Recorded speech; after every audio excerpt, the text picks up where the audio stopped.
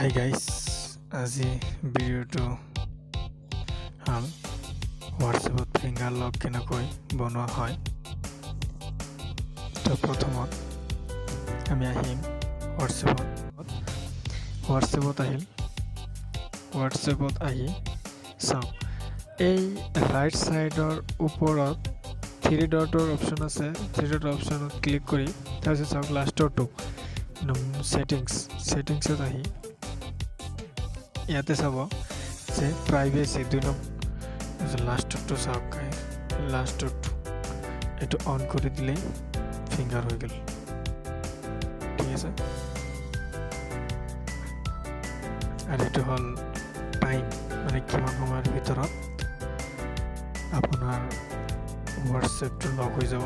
ফাৰ্ষ্টটো immediately, 2 নম্বৰটো হ'ল after 1 minute মানে 1 মিনিটৰ ভিতৰত লক নহয়। লাষ্টৰটো আফটাৰ 30 মিনিটছ মানে 30 মিনিটৰ ভিতৰত লক নহয়।